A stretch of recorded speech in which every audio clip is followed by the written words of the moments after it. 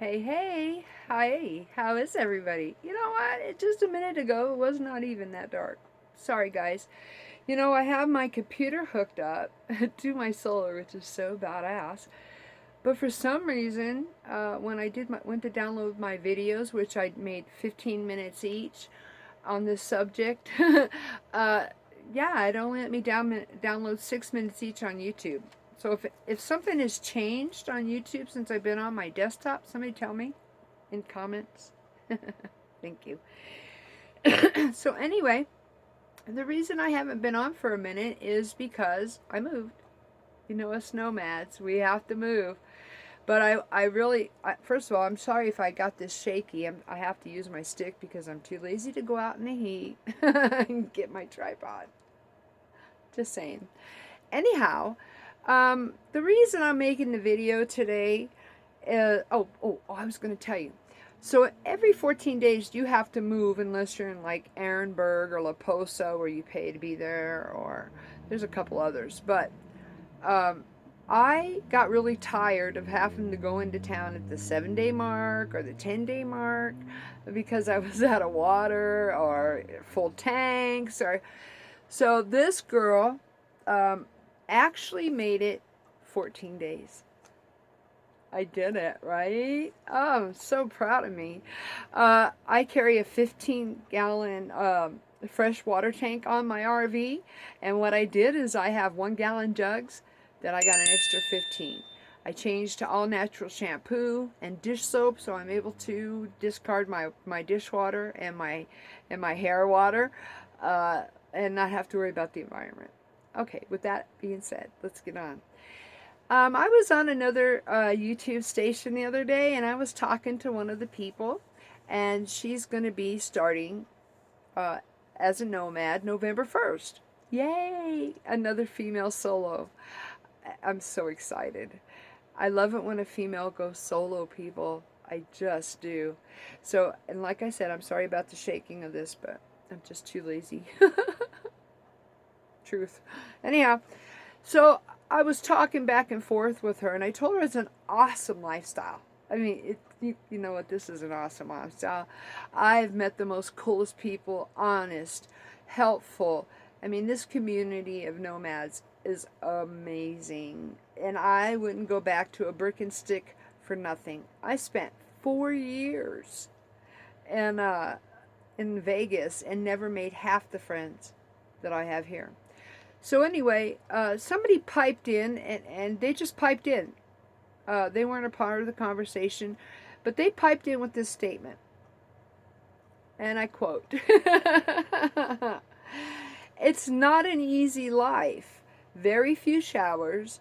Everything is cramped. You never have a place to call your own." What? Anyway, I'll get to that. You're always worrying about intruders or people wanting to hurt you or steal from you. The mechanical issues, the breakdowns, flat tires. How about cops, landlords, knocking on your door because you're either trespassing, squatting, or violating ordinances, and being too hot or too cold? That was her comment. Well, some I agree with, some I don't. Let's touch some bases here. I am going to start right at the bottom of this list. I made a video. I was up in Flagstaff at A1 Mountain Road, and I made a video and told you guys flat out there's two things for certain in nomadic life: being hot and being cold. Now, I chase 70-degree weather, and when I got to the area that I am in right now, it was just 78 degrees here. It's been up to actually it's been up to 98 here since I've been here. So sometimes when we're chasing that 70-degree weather, it doesn't stay that way. You don't have winter clothes and summer clothes separated. Now, when I was in a brick and stick, there were times that all my winter clothes were put away. There was a time when all of my summer clothes were put away. Not so in RV living, nomadic life. Because you know what? If it's 80 degrees outside during the day, I'm in shorts and a tank. But nighttime comes and it drops down to 60. That's 20 degrees different. I'm looking for a hoodie. Just saying. And at night, when it gets down to the 50s and the 40s, this girl's freezing. And I've got all kinds of clothes on. So as a nomad, you don't have a summer wardrobe, a winter wardrobe out at any particular time. You have them all out. And that's just life. I told you guys in that video, there are two things that are for certain in the nomadic lifestyle. And one of them is being hot and cold at all times. Sorry for the shaking. I had to readjust. And so with that being said, that's not like something that's going to make you stop being a nomad. I'm sorry, I just don't think it's something to try and tell somebody to detour them. Right? Okay. Now let's talk about showers. Okay, I shower twice a week. I physically get in my shower. Now that's not the kind of shower you have in a brick and stick, people. You know, in my shower I get in, I get wet, get my hair wet, I soap up, I rinse off, I put in the cream rinse and I rinse off and I'm done. I mean, the water's on and off the whole time I'm in there. And I feel blessed. Just saying. Anyhow, that leaves me 5 other days during the week. Now, 2 more of those days, I wash my hair. Yep, so 4 days a week I'm washing my hair. Now, I take what my grandmother lovingly called a whore bath every day. I wash my face, my pits, my butt, my vajay, the twins, and my feet. I can't stand my feet dirty. I wash up out of a sink with water and soap every day.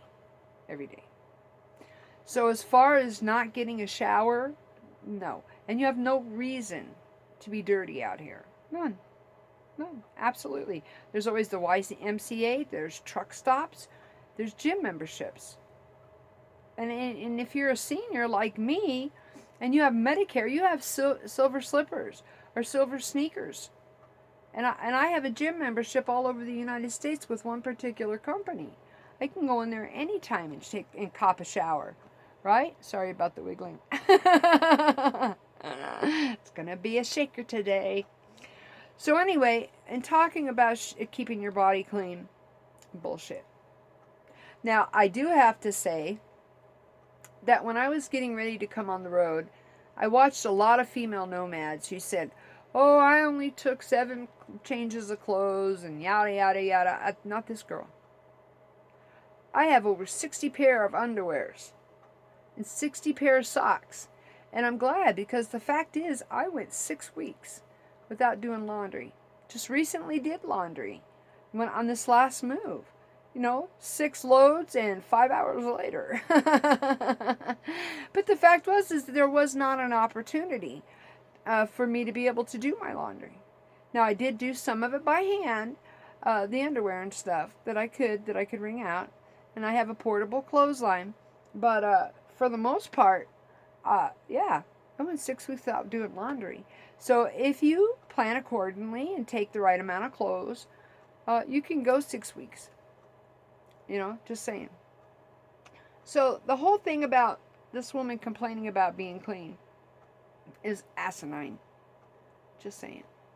Now, the next subject is the comfort level. And I made a video about that too. I think it was 2 or 3 weeks in, I started to find a comfort level.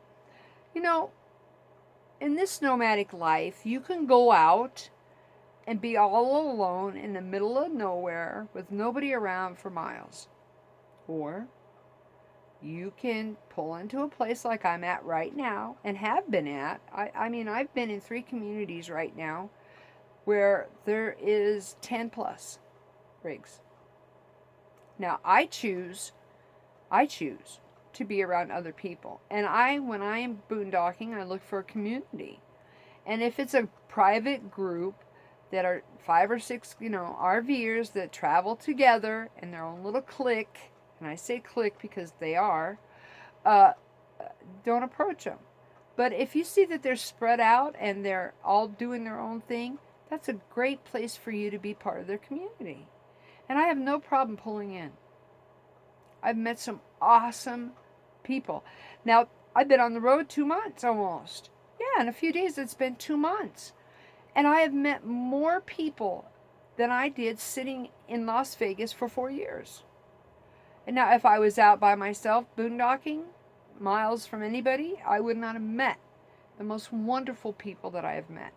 So if you're one of those people, like me, that likes to be around others, don't hesitate. Don't hesitate to look for boondocking where there are plenty of other RVers. But if you suspect that it's a clique, you remember those from high school, right? If it's a clique, just don't bother. Or ask them. Are you all traveling together? Do you mind if I park? Because the most they can say is, we don't want you here. Right? They could invite you in. The fact is it can't hurt to ask. But you will find your comfort level. And I'm not going to lie. In the beginning, it can be frightening.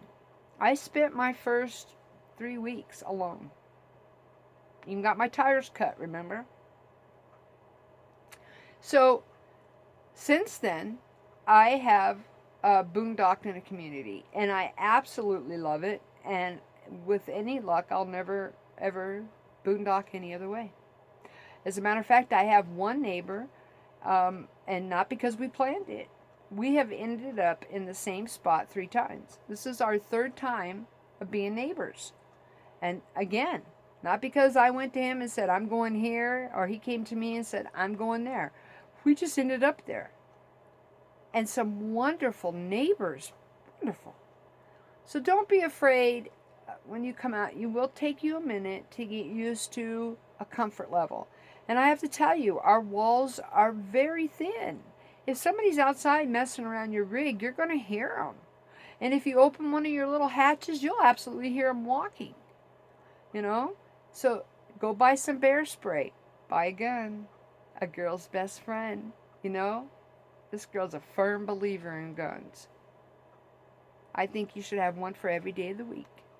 My opinion. But if you're not a gun carrier, go buy some bear mace. You know what? You catch somebody messing around your rig, walk out, mace them, and run like hell. My theory. But you will get used to the noises. Just like when you move into a new house or apartment.